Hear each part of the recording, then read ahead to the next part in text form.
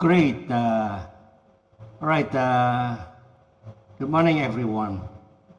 Hari ini, hari tahun baru, tahun 2026 ya. Temanya hari ini adalah Touch of Two Stop Times 2026. Ya, sentuhan dua masa perhentian di tahun 2026. Alright, welcome back in this Andre Sabbath channel, my quality time with Jesus. Shalom teman-teman, saudara sekalian yang dikasihi Kristus. Banyak orang Kristen hari ini capek, ya enggak? Lelah rohani, lelah mental, bahkan lelah melayani. Tapi anehnya, lelahnya bukan karena terlalu taat, melainkan karena hidupnya salah arah. Karena Yesus berkata, marilah kepadaku semua yang letih lesu dan berbeban berat, aku akan memberi kelegaan. Ya, Matius 11 ayat 28. Pertanyaannya sekarang, mengapa banyak orang Kristen yang tetap lelah padahal Yesus sudah menjanjikan perhentian? Ya enggak? Karena mereka salah memahami perhentiannya. Jadi ada dua masa perhentian ya teman-teman dalam Matius 11 28 sampai 30. Oke, yang pintar mencatat ya. Yesus berbicara tentang dua jenis perhentian. Perhentian yang pertama, datang kepada Yesus, marilah kepadaku. Ini adalah apa? Perhentian dari dosa, perhentian dari usaha menyelamatkan diri sendiri. Perhentian dari hidup yang tanpa arah. Ini adalah apa? Keselamatan. Banyak orang Kristen sudah sampai di tahap ini. Sudah percaya, sudah dibaptis, sudah ke gereja.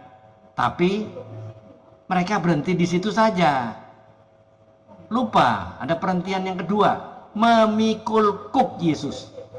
Dia bilang apa? Pikulah kuk yang kupasang. Ini bukan berhenti dari aktivitas, tetapi berhenti dari cara hidup lama. Karena kuk itu artinya apa? Kuk itu artinya tujuan, artinya arah, artinya kehendak Tuhan.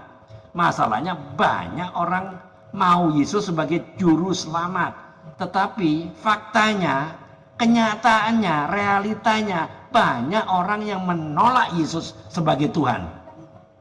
Tapi Anda nggak sadar kan? Ya, banyak orang mau Yesus sebagai juru selamat. Yes, amin. Ya, Yesus sebagai juru, amin. Tapi ternyata menolak Yesus sebagai Tuhannya. Lucu kan? Ini seperti orang berkata, Tuhan aku mau istirahat, tapi jangan suruh aku berubah ya.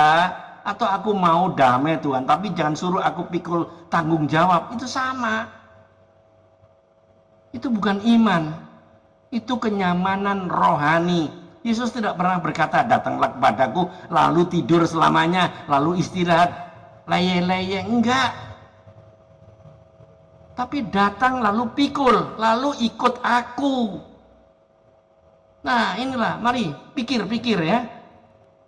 Banyak orang Kristen capek karena hidup dengan kuk dunia, ambisi sendiri, standar manusia, ekspektasi sosial. Lalu mereka minta Yesus, Tuhan tolong ringankan bebanku.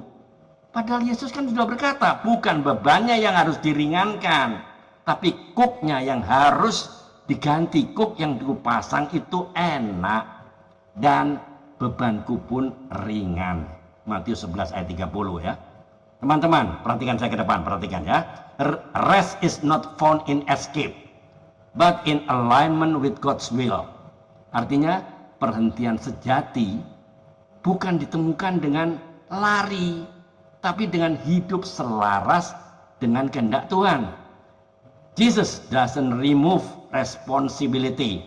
He gives meaning. Ya, artinya Yesus tidak menghilangkan tanggung jawab, tapi memberi makna di dalamnya. Teman-teman, perhatikan ya. Coba jawab pertanyaan saya dan renungkan dengan jujur ya. Selama ini Anda mencari perhentian dengan mendekat kepada Yesus atau dengan menjauh dari panggilannya?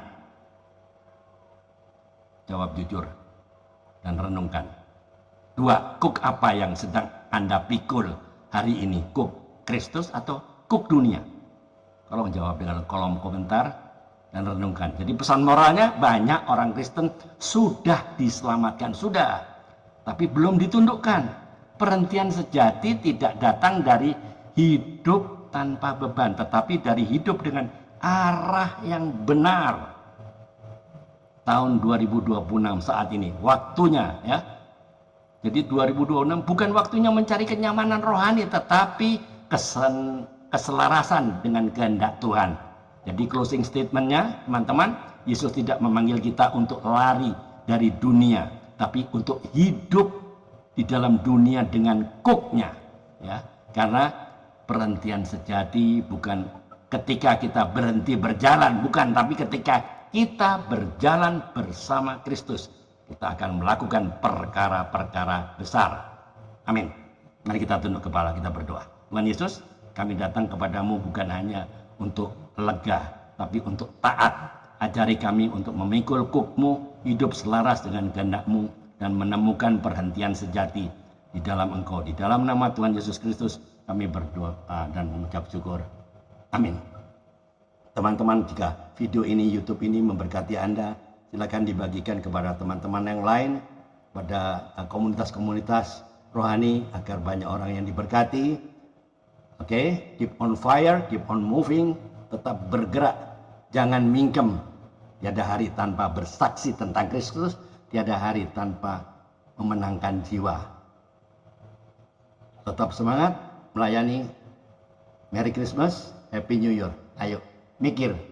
Tuhan Yesus memberkati. Amin.